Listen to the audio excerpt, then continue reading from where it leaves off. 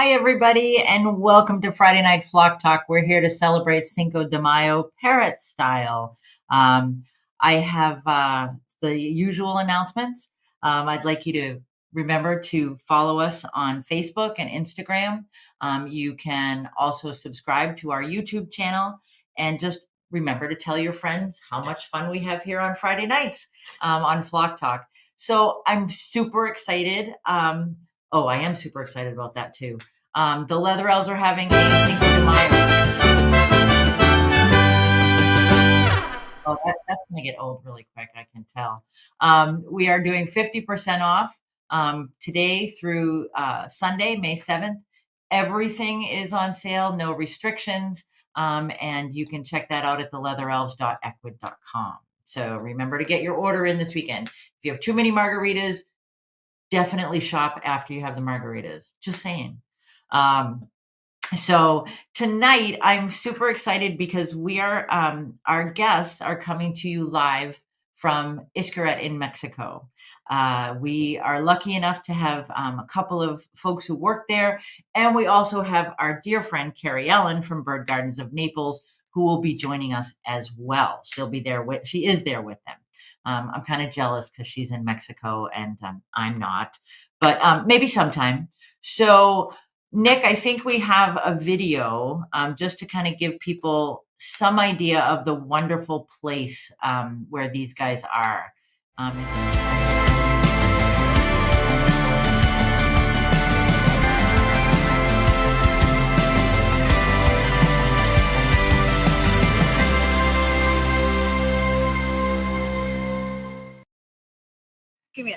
I kind of like that. So these guys are lucky enough to be there. Hello.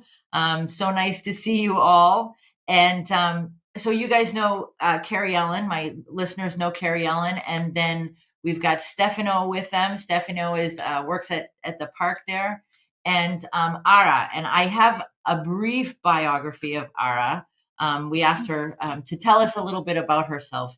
Well, I got to stop first of all because our friend Fernando, who also works there, was going to be with us. I met Fernando many years ago, and he had a situation come up and he couldn't join us tonight. So, but I want to tell you guys a quick story. I just told these guys how I met Fernando. He was at my workshop at an IAATE conference.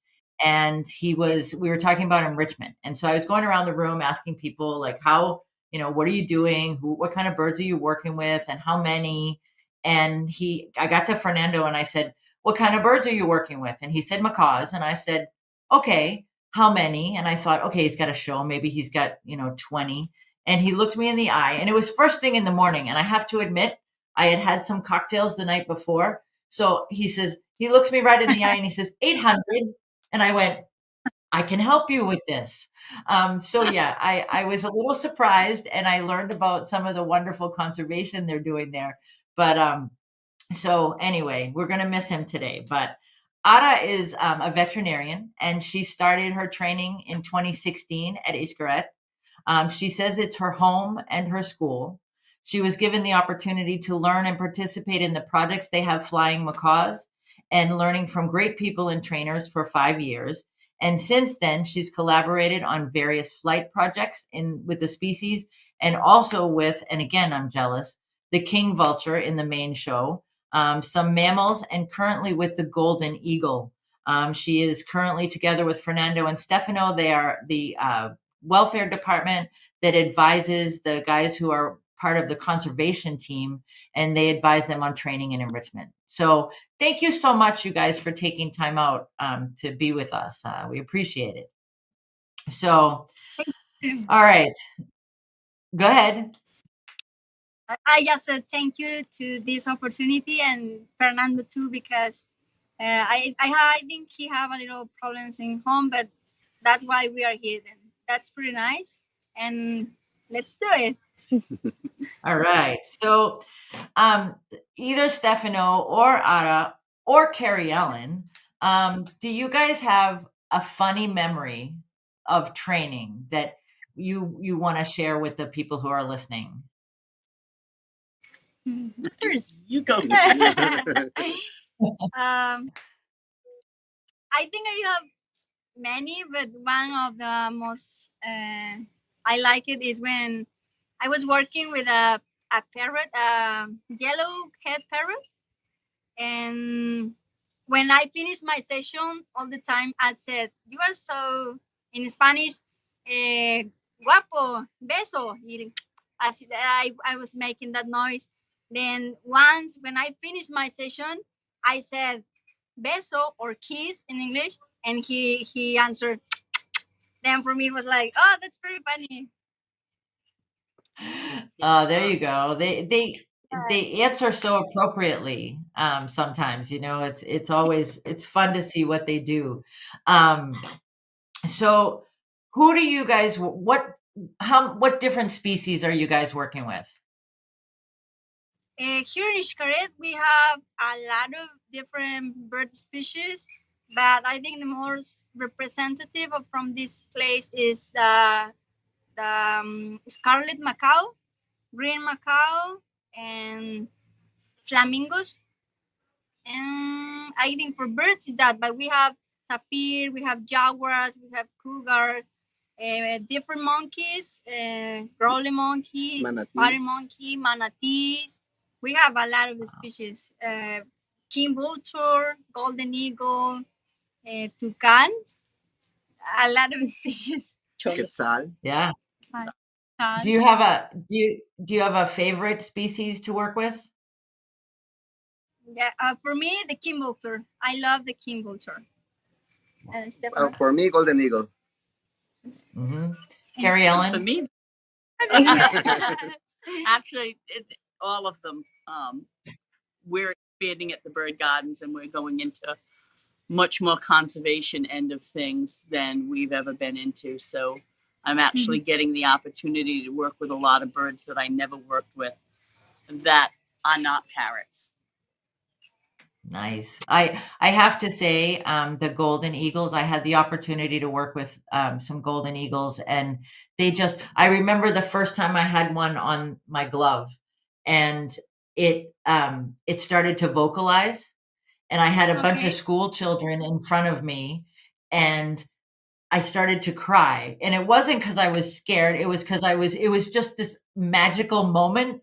And the kids were all looking at me like I was crazy. They're like, what is wrong with her? But I just find them so majestic and they're so beautiful. And then the king vulture, my husband and I were actually given a painting of a king vulture as a wedding present. So you know how dear they are to us. So I'm jealous. I'm so jealous. So, Stefano, I'm going to ask you, how did you start training animals?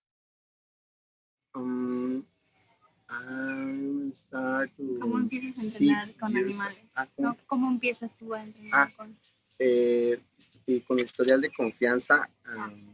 He started with the confidence with the animals, like just giving reinforcement and just watching them, what they doing, what they like it.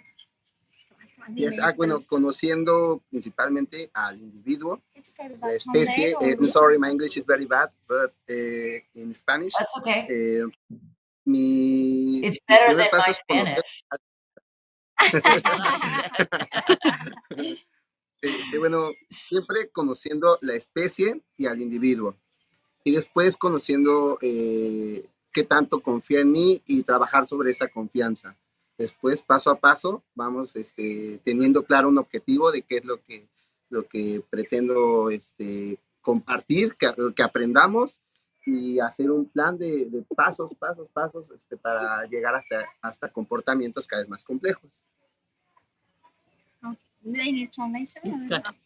At the beginning, he started to observe the animals and try to figure out what he likes or what doesn't like it, and then he thinks in a few steps or step by step in the behavior, in the final behavior, and just try to get fun in the sessions and just ahí dijiste algo importante, like try to identify in which step he is going, and and then try to the next days work in that target, in that step, in that little step. And I think that's so important is that those so I call those small approximations. So just Yes. little steps and you take each little step at a time and then you build on that. And I think that's so important that it's not you don't always get the behavior that you want as the finish. You don't get that right away. And so that's really important. That's good. Um, so when you guys start a training session, with with a bird or an animal, do you have a plan in mind? Do you have a plan all set out when you start? Yes, we try to have it. Actually, we try to have it, but we are. The truth is that when you start your session, some things can change. But we have a plan. We have a plan. If something happens, what can I do? Or if this doesn't happen, what can I do? But yes, we have a plan. We try to have all the plans possible, all the Well, possible plans. when you work with animals, it's all fluid. It all changes, and I think it's important to remember that you go in with a plan. You start out, I'm going to have this plan, but then knowing that you might have to change in the middle of Yes. your plan may go completely wrong and I'm going to do something different. And I think that's really important for the people who are listening because a lot of our listeners are private, companion parrot owners. And we talk a lot about how professional trainers think that things just happen, and they think, oh, professional trainers know how to do this and it always goes according to plan, and it doesn't. And I think it's important for them to hear from you guys that that's the case. Do you, when you're working with parrots, doing training with parrots, do you have like how long is the usual training session? Tú normalmente en una sesión, por ejemplo, de guajas, ¿cuánto duras? O sea, tu sesión. Bueno, yo y gracias al consejo también de Ara y de Fernando, coincidimos en que las sesiones deben ser cortas, pero de calidad. Cortas pueden ser de 3 minutos, 5 minutos, dependiendo de la respuesta del ejemplar. Y bueno, es más la cantidad, es sesiones cortas, pero de buena calidad, y si se pueden más en el día, mejor. Yes, here we have it's not a rule, but when you are going to start your session, we remember that you have many sessions in a day, but maybe 3 minutes, 4 minutes, no more than 5 minutes, because it depends the exercise or the behavior that you want to do in that moment. But for us, it's very important that be short and corta y ¿cómo dices? De calidad. With a good quality and short. Yeah. I think I always tell people to try to end on a positive so that it's not you don't end a session in a negative way. What about, so we're just seeing some pictures here from the beautiful birds that you work with.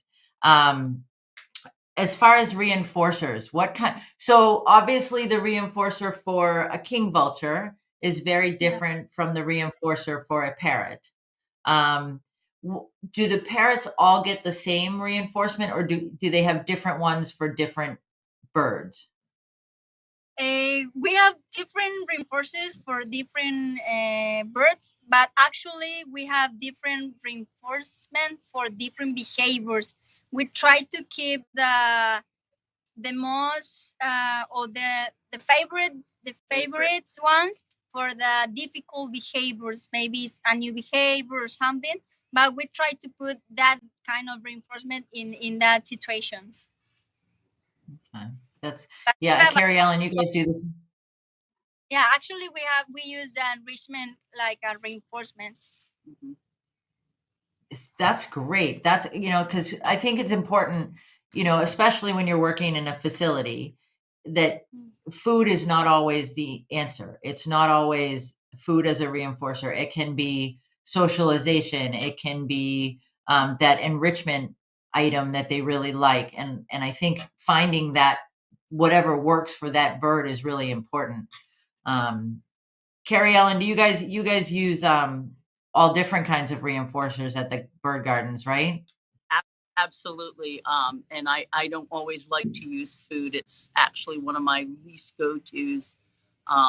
When it's like said, difficult behavior to train, I always save their absolute favorite food and only give it at the time we're doing that particular step. Because if you take their absolute favorite thing and save that for the most difficult task, it seems to move them forward. But for smaller tasks, we'll use actually play, be it a toy or affection. I mean, we're dealing with a different type of bird. A lot of what we're dealing with today is a pet bird, where yours are not pets. So some of our things are different. But Yeah, we also work with not pets and that are not going to be pets. And we use different reinforcement for them. Yeah, there's a Kimberly who is on the chat. She says that some birds will work for scratches, for little scratches, a head scratch, and it's definitely something that, in a companion parrot setting I found it works really well for some birds. So when you guys do a lot of training as a flock, or do you do more individualized training? We do more individuals. Vlogs, we didn't. We start to not work to socialize. No, it's not socialize. We are helping. We are helping to another trainers to work with a group of pelicans. But actually, I don't have experience with a group with a folk. Okay. And so do you do the flight programs that you've done, Ara, is that group flights or individuals? How does that work? Well, actually in the Macaws it's a group, but when we work with them, we work individually. Okay. Not in a big. How many do you fly at a time? 25 in the morning and 22 in the night. But it's a different group. It's a group in the morning and the group in the night. Okay. And so you work with them individually to get them trained, and then they fly as a flock. So what type of reinforcement do you use for that? Is it the enrichment as well, or is it a food enrichment? So they go. Tell me a little bit about what that looks like. What does that flight look like when they do that? Well, actually, I think it's just the fact of flight.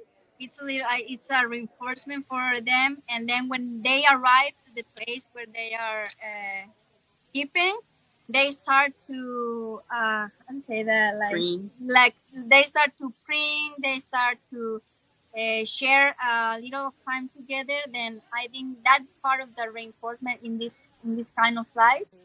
And we use food and we use enrichment too. But I think the only fact the flight is good for them, because sometimes the macaw flies and flies and flies and flies, and she can came back with us when she wanted. Nice, very nice. Yeah, it says Kimberly says flight can be nerve-wracking but amazing. She applauds anyone who free flies. Yeah, it's got to be, So are there a lot of predator birds where you fly, like native birds? No, we didn't have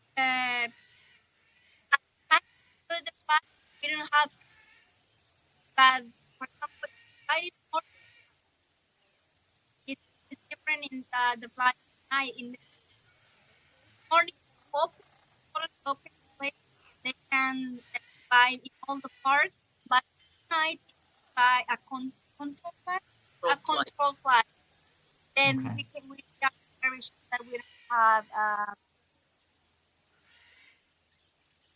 Great. That's yeah, I can only imagine how beautiful it must be. So what's your so what are we're seeing here? These are birds. Is this in the aviary where you were? It is part of the aviary that we work. Yes, actually, we work in all the park. We are with the mammals. We are with the birds. We are with the fish. Then right now we are in all the park.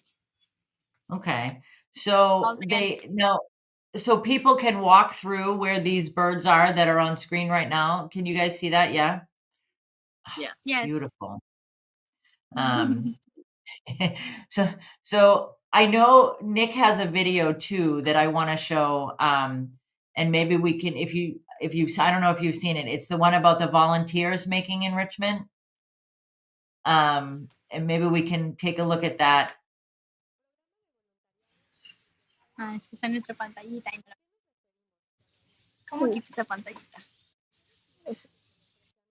So can you tell us what's going on here? Do you We're trying to Es el see. de voluntariado de Ah, yeah. Mayo. Sorry, I can hear the question. She wants to look. can you just explain what's going on in this video to people? So these are volunteers? Yes, they are volunteers, but not from all the people. Is only for the people that works here in the park, like another co-workers from another areas. We start to make this kind of exercise because we have a lot of birds. Then we don't have so much time for many enrichment. Then right now they start to collaborate with us. Nice. Then it's funny. It's good. That's great. And so when you're doing enrichment, what are does the enrichment have a goal when you're offering, like that looks like a puzzle to me. Are Yeah. you offering enrichment with a goal in mind? Yes, the most of the enrichment that we gave it, we give it. We give to We birds, yeah. give to the birds or another animals. They have a very specific objective. In some cases, are for use all the area of the habitat. Sometimes it's just for get fun, but depends of the enrichment. But we have our objectives in all the enrichments. And how do you, so I know like when I'm working with a facility and we create an enrichment program, we try to have, we keep it so that it's not always the same. And then every item has a goal or, an objective. How do you how do you decide whether an offering is successful or not? ¿Quieres contestar tú o contesto yo? Dice que cuál es, que cómo medimos nosotros que si nuestro enriquecimiento fue exitoso. Pues si quieres contestarlo. Okay. I'm asking if he wants to answer. Yeah, the way that we are sure that this enrichment is good for the animals is because we try to observe if they use it, if they like it, and if we are not engaged with this kind of enrichment, we change the ideas, we change the color, we change the material that we made it. That I think the good thing that we have here in Xcaret is we have a lot of abundance or branch and all that kind of natural things. Then we can use it, and that's a good thing. And so do you try to get natural behaviors through enrichment? I know for me that's always important, is to try to get them to display natural behavior. Yes, we focus in that. We are pretty sure that we are not going to have the totally of the behaviors maybe in the nature, but we are trying to improve more behaviors in the birds or the mammals that we have it.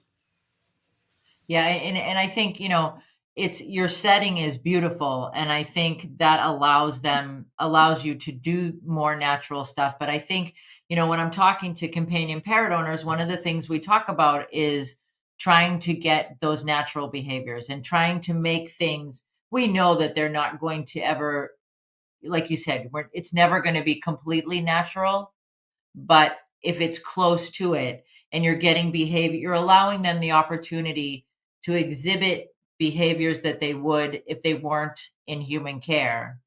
That's, Yes. that's what we like to look for. So, so I know conservation is a big part of what you guys do at Iskaret. So tell me a little bit about some of the projects, if you could. Well, we have a lot of conservation projects, but I think one of the most important is the release of the scarlet macaw. We've been made I think 3 release in Chiapas, Veracruz, and the other programs are for flamingos. We have a conservation program with green turtle. Green turtles, and we have the Coral. I don't know how to say that. It's like we are monitoreo. Supervising. Nice. It's just we go to the ocean and just looking for the monitoring of pink coral. Coral. The coral. The coral. ¿Cuál lo tenemos? The reproduction of the king vulture. We have a reproduction of king vulture, and we are working in the reproduction of golden eagle. But I think the most important is scarlet macaw. Yeah, because we are in the wild. Tell me how the project worked, the Scarlet Macaw project. What was the process for that? Which is the process for that? Which was the process? For the Scarlet Macaws, what was the process of that project? Okay, for the first thing that I have to say is that I wasn't here. Because that project started 1993. Yeah, 1993, and start the program. Then a lot of people, a lot of co-workers, it was a lot of work for them because the first thing have the birds. They raise. Yep. They raise the birds. They given all the facilities for be healthy, and then the vet staff, the veterinarian staff, all the procedures that they have to do, all the tests, blood sounds, and all that disease testing, and then all the permission that we need to have here in Mexico. But when you have the birds, it's not the only thing. You need to think: is it good? Is this bird good for being in the wild? Genetics, behavior. Then they have it's a lot of work behind all this release of, but it's a long process. I think like 10 years for the first release. Yes, I think 10 years for the first release. And when the macaws were in the wild, is more work because they have to be monitoring all these birds. And I think 3 years ago or 4 years ago, it was the first baby in the wild. Then they can say this is a success. Mm-hmm. But it's a lot of. I think Fernando knows more the history than me. 4 years. We'll have to have Fernando on another time, and we'll talk to him more about that. Yeah. So, are there any projects that you have participated in that we want our audience to know about? Because I know you guys do amazing work at Iskaret, and your care and of your animals and your education is so important. So is there any other conservation projects that we want to share? Well, actually, we have a program of conservation with the green turtle. Then it's the same. they bring us the nest of the turtles they raise here in Xcaret, and when they are in like 7 or 8 months, they have a process with enrichment for the wild. Then we release the turtles, and that's pretty nice too. That's another one, a good one. Nice. And And it's like you know, I 2 veces al año. It's Una- one time at the end. One time a year. One time a year. Every year. Right now, they're coming into Akmal Beach. Yeah. Right? Yes. And they're starting to Yes. monitor right Yeah. now. nice. Robin, I have to say, being on the outside looking in, we support a lot of conservation programs. And I honestly believe the average person has no idea what really goes into the whole setup of a conservation program. I think sometimes people just think you raise a couple baby macaws and you let them go. But it's everything from procuring the right habitat, integrating them with possibly wild flocks in the area that are minimal, teaching them to eat the right foods. It just goes on and back to good genetics, healthy birds. Yeah. And I think it's, I think you're absolutely right, Carrie Ellen. And I think one of the things people assume, if you haven't been involved in a conservation project of any kind, is that it's all natural. So the animals just know how to do these things, and they don't, and it's, we've talked to, Don Brightsmith and Gabby, his wife, and I can't remember her last name right now, with the Macaw Project. And we were talking about how they have to do that soft release where they make sure that they do know that the food is available and we talk about with our companion parrots, if you feed a pellet, if you don't feed any pellets, and you only feed fresh food, then if something comes up and they have to identify a pellet as a food item, they may not know that. And I think, if you're doing conservation, you're kind of going in that opposite direction where you need to make sure they know what food items are out there, because it's not something their parents teach them that in the wild. And if you're doing a release, you need to make sure that they have that information, and that they can survive. It's a beautiful, people think, oh, it's beautiful. Like you said, Carrie Ellen, you raise these birds and you just let them go. Well, that's not how it works. And the follow through. I mean, the other piece is that follow up with any species. You've got to make sure that where you're releasing them, the habitat's going to remain. So is that something you guys battle with habitat destruction and finding places where this will work? Yeah. Yes. Yeah. It's actually it's a very big place. Yeah. And that's the thing, like with Dr. Brightsmith and his project, the Macaw Project, that the clay licks they've worked on, that's a place where it works for them, and they do those, the releases, and but it's a matter of taking that data. And so you've got to study that first, and figure out, okay, this works in this setting. Then you've got to translate it into, how do I raise them in captivity? And then, how do you make that transition? So I think it's much more. Kimberly is one of the comments. She says, the parents teach them for months, for a reason. You're the parent in conservation, but with more restrictions. And it's true, and that's the other factor. People, when we have companion parrots in our home, we assume that, oh, well, you can take care of them that way and then they'll be fine. But now you've got a bird that's reliant on humans, and you need to make sure that that's not the case. So your facility, I mean, I need to visit, but everything that I've heard and everyone that right? We need to. I'll write it in my calendar. And Ara said that I could come. That's what I'm going to write in my book. But I think the overall picture is education, correct? At Xcaret, it's about education.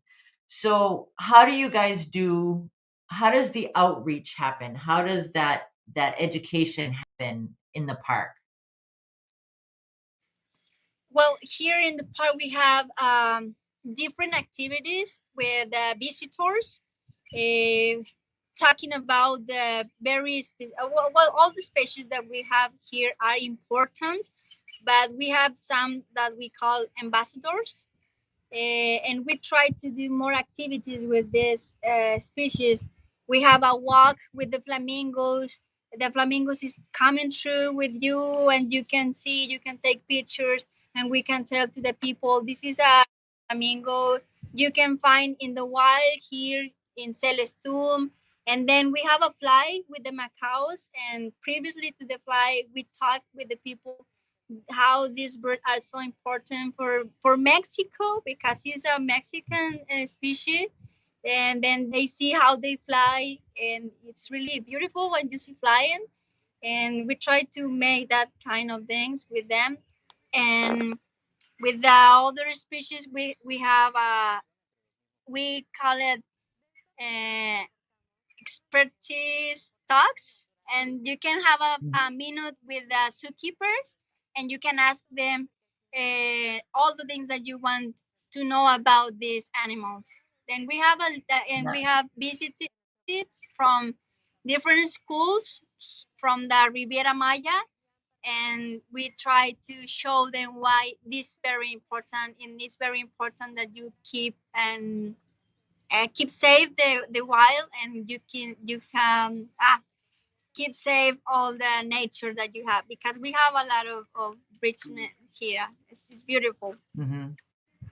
I mean, it definitely is beautiful, and I think that getting that message across in a so that people don't necessarily know that they're learning. They're Yeah, they're having right, they're having fun, and they're learning at the same time, and I think that's a great concept, and I think the way Iskaret does that is part of the key to you guys' success, is that people are learning things, and they may not even know it that day. They may not. Oh, so this is jaguar enrichment, I believe. Um, yeah.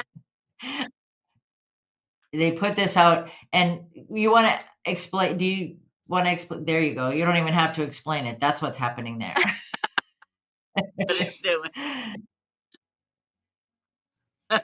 But it's a very natural behavior for that animal to take something and take it back to where the den would be, and then but things like that, people get to see that when they come to visit. They get to see how, and by getting those natural behaviors. And when we talk with companion parrot owners, one of the things, and I'm sure you guys do this on a much larger scale, is trying to get people to appreciate the animals in our lives for what they are. It's not that, we can do the fun tricks, and people love those. They, the different little, bird tricks and things that they do. But if we can get them to exhibit those natural behaviors, like that jaguar, that's something that you could see. Well, not the paper piñata, but you could see it, going after a prey species like that. And I think that's one of the things you guys do really well. And then I've seen your flamingo walk. Fernando has shown us the pictures of that, and you got anybody that's listening, if you get a chance to go down there, it's so worth seeing. And it's not asking those flamingos to do something that they wouldn't be doing, and they walk. I mean, it's a walk, right? It's not asking for any unusual behavior. It's what they do. But Yeah, just walk. Yeah. But it's amazing to me. I remember the first time I saw a flamingo walk in person, how tall they really are. I mean, I'm not a short person, but they're way taller than you think. Taller than me. Do you agree? They're taller Yes. than you, right, Carrie Ellen? Yes. Yeah. And even I have to say, living with all the birds I live with, even coming here and going in their aviary, you would think I'd be like, yay. And I'm like, it's beautiful. It's, even though I see many scarlet macaws every day and many military macaws, even coming here and seeing the birds, how they have their aviary set up, the type of enrichment they have, the ability for them to fly around in that aviary pretty well. A lot of them don't fly around. I got here and there were little Amazons like trolling on the ground being Amazons. And I thought, but to come here and even see that, it's beautiful. And I have to say, when you get here in the morning and they talk about the macaws free flying, even me, who's free flown and been in that situation, standing on the pathway when the macaws fly over your head, it's just like, it's still that rush, that exhilaration. And I think that's what's really going to bring the next generation into this field. And it's important to do things like that. I'm a big advocate of supporting the younger generation and encouraging them to join us in what we've been doing for years. And every year we learn more. And that's important. And so Ara and Stefano, what would you tell someone who wants to get into conservation or veterinary medicine or training? What are the tips that they should know going into this field? Oh, that's a good question. Get a job and volunteer. Ay, ¿qué le dirías tú a las personas como para que quisieran hacerse como Motivarlas. veterinarios o entrenadores? ¿Qué les dirías tú así como en este momento? Un tip ahí. Un tip, si les gustan los animales, nunca dejen de aprender de ellos. Siempre se puede aprender algo. He said that if you love the animals, try to all the time learn about the animals and be surrounded with animals. And I think for me, if you want to be part of this area because of this family, I think it's a family because all the people in this area wants the best for the animals, the best for the world. Then I think I just say just do it. Just if you wanna be here, just do it because you are going to have a lot of beautiful moments, and it's really it's a happiness that you can't explain because you only need to be here for know what that means. Passion. And passion. The passion. Yeah, and I can't tell you how exciting it is for me to see that and hear that from you, because that's what it's about. I mean, Ara, you and Stefano and Carrie Ellen have captured that feeling, and I want people who are watching to know that that's the feel, because sometimes, when you work with facilities, people think that, oh, they really don't, it's just their job. That's what they do. And you guys just did it and said it perfectly, that's what it's all about. That's what why a lot of us do what we do. I don't think any of us are going to be really rich ever. No. Doing animal care, Other ways though. But no. So and if you do become rich, I need to know how. But I think it is about that reward that you get when Carrie Ellen, you see that flyover, or Ara and Stefano, when you get a behavior that is going to make that animal's life easier. I mean, you guys train for husbandry too, right? Like you train behaviors to help with the daily care. Yeah. Yeah. And I think that's, all of that's so important.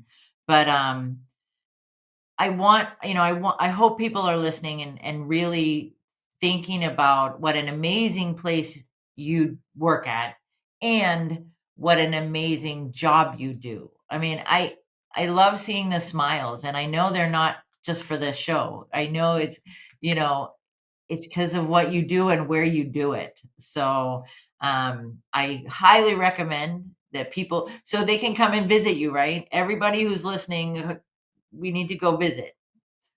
Yeah, of course. Doors are open. Yeah.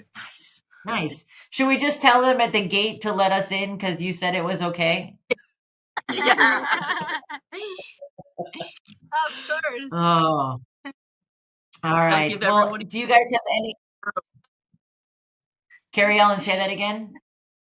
I said everyone will get a uniform and a broom, and And we can can come I and like start it. cleaning. There we I was go. It's part of the job. We're in the aviary today, and I think I might have been. I didn't get pooped on, yeah, and but everybody else got pooped on. I was happy. We've My got on people on vacation. the comments, people on the comments on the chat who are willing to work. So we'll be signing them up and sending them to you. They want to come work at Iscaret, so we're gonna send their applications in. But is there anything else you guys want to tell us about? You know, is there anything else? Because we're just about all set with what we were going to talk about. Is there anything you want to add? I actually want to say something. You do the Golden Eagle program, and you have the most experience.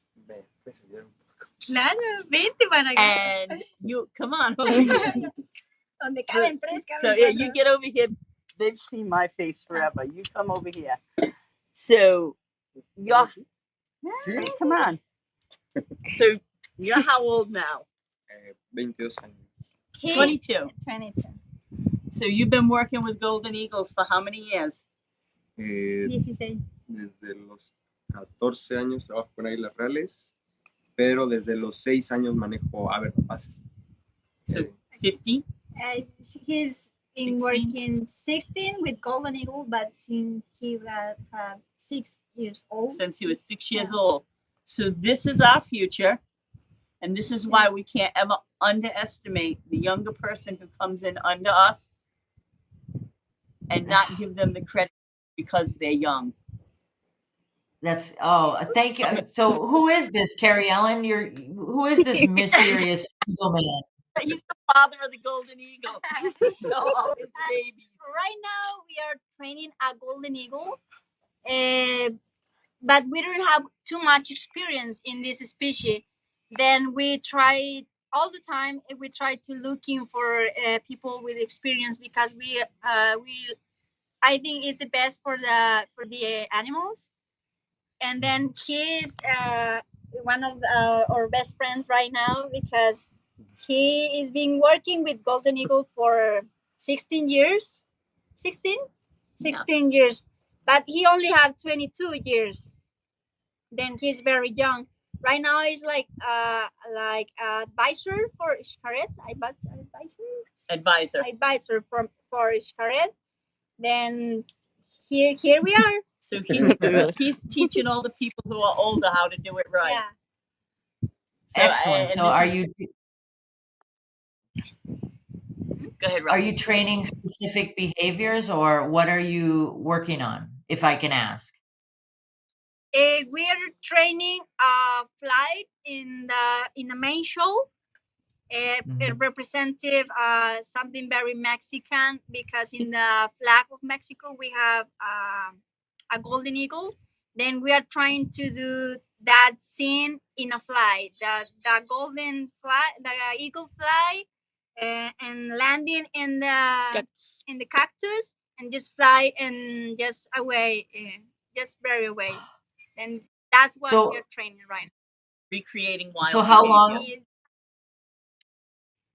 That's amazing. So what is the significance? So now we're going to do a history lesson. We just told the whole United States. Now you have to Say that it and see how it looks.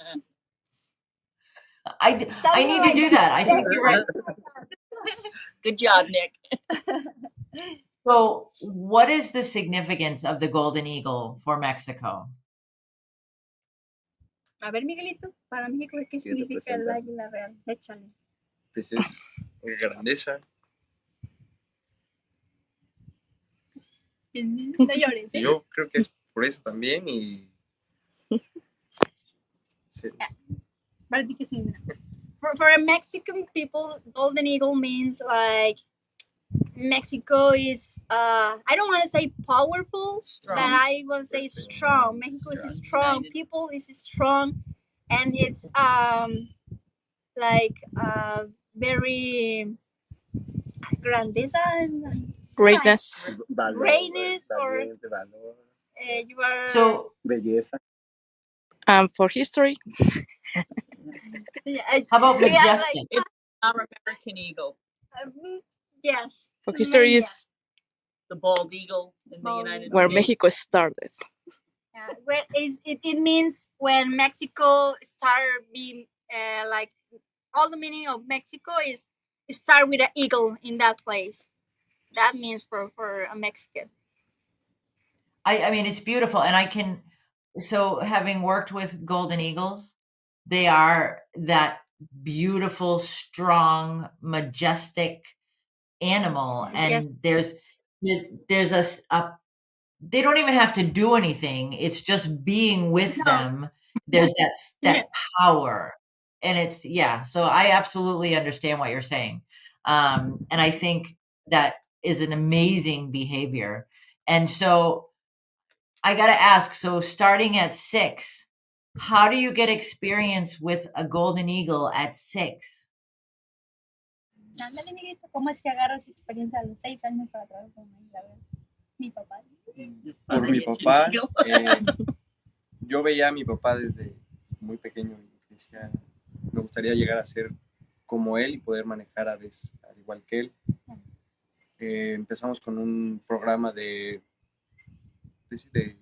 rehabilitación de aves y empecé a manejar más. Okay, his start is like a family. Is something of his family. His father teach him all the things that he knows, but his father said, "Oh well," he said, "I want to be like my father," because his father start a conservation program with raptors. But he said, "I would like to learn everything about the golden eagles." Then there is when the history starts. That's amazing. Now I need to do a whole show about the conservation of raptors, and we need to talk to his dad. This, I just, it's, you guys have opened up all these doorways for me. It's not always easy to find topics, and here we have, I'm just going to do a month of Mexico. I think that's what we need to do. There you go. But Yeah. I'll stay here I mean, and we'll- supervise. Okay, Carrie Ellen, you get on that and handle that for us. That would be but wait a minute, that means I don't get to go. This doesn't work. But thank you guys so much for taking time out tonight to talk to us. And I really, I hope that people come and visit, and I hope that people are inspired by the training that you're doing and the enrichment that they got to see in those pictures. And just it really makes me feel good to be part of an industry that takes such good care of their animals. I mean, it's so nice when people can see that, the passion that goes into your care, and the detail work when you're talking about having a goal, when you're talking about making things natural. I think you guys should really be proud of the work that you're doing there. So thank you so much. And maybe I'm going to tell my husband when we're done that I need to go visit. So, or that we need to go. Maybe if I tell him, we both can go. So, thank you, Carrie Ellen. And enjoy the rest of your day. And I'll continue to be jealous here in Maine. It's all right. But you guys take care. And thank you. And from everybody at Friday Night Flock Talk, we appreciate you and your time. And I just need to remind people that we've got this sale going on.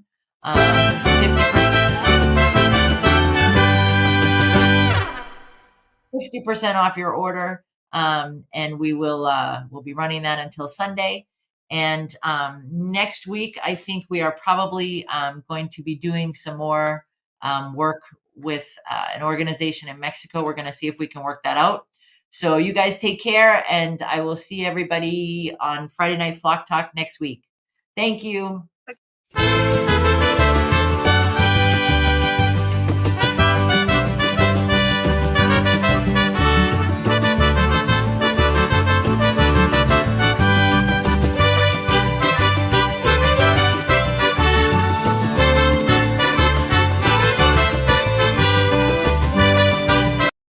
That's it. Se hubieran despedido con el atardecer. Thank está bien you. bonito. Thank you, guys.